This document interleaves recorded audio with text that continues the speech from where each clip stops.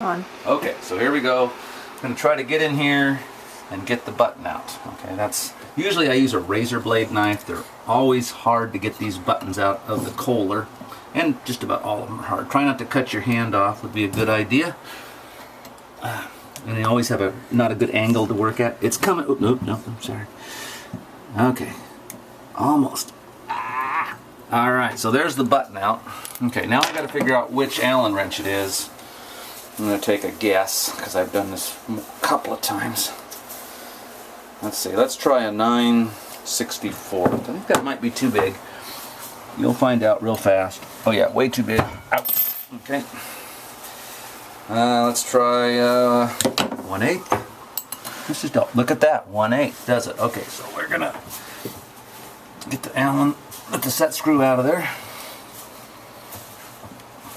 And I usually just take it all the way out. It's easier.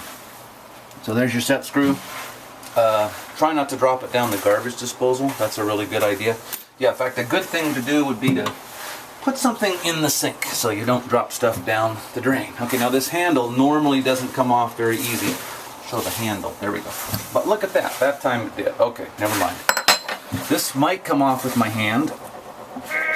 Nope. Okay, so here's where we're going to see if we got a big enough pair of channel locks. I see teeth mark on here, so I'm not the first person that's taken this off. Try not to score this up too bad, if you can. Yeah, see the whole faucet's wanting to turn. Ooh, okay. All right. Uh-oh. This isn't good. Okay, we got a problem. I'm going to turn the water off. Turning the water off might be a good idea.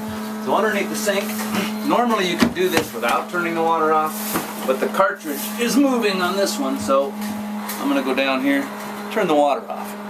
Okay. That would be a good thing to do, probably. Alright. So now I think what's going to happen here is the whole cartridge is going to come out. It's not supposed to do that. This is a two-part thing. This is supposed to, it's just plastic. This is supposed to hold the spout on. So normally at this point I could just pull the spout off. But when I was doing this, see, this is a lock ring. This wasn't supposed to move. So I'm gonna make sure the cartridge is in the right position.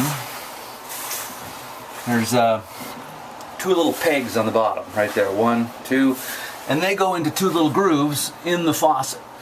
And that shouldn't have happened. Now, if I was at home and had a little bit of stem lube, which I can show you that another time, I'd put a little stem lube on these threads before I put it back in. But I don't have any stem lube here. We need stem lube for the O-rings too. We'll figure something out. We're improvising. Okay, so let's tighten this down. There we go. Now, the spout, put your thumb on there, the spout, just kind of go back and forth slowly and lift the spout up like that. Get the water out of it. Like I say, it's very heavy. And you've got, if you bought the O-ring kit, it would come with these little gaskets too, little nylon gaskets. We're not doing that, but just pay attention to how you take things apart, always. You know, put everything back the way you got it. Okay, so on this thing here, you got O-ring 1, O-ring 2, and then this gasket here, this another nylon one. See, it will come off too. So if you bought everything from Kohler, you'd have this. You'd have 2 O-rings, this one and another one at the bottom. So probably 1, 2, 3, about 5 parts. Hang on a second, let me get a paper towel.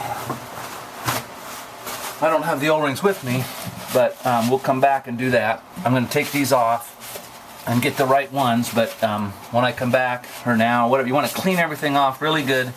And if I can find some stem lube at the store, I'm going to lube everything up. So this is to get an O-ring off, just get a knife or a screwdriver or something and wiggle them off. So there's my O-ring. It's all dried out. It's hard, really thin O-ring.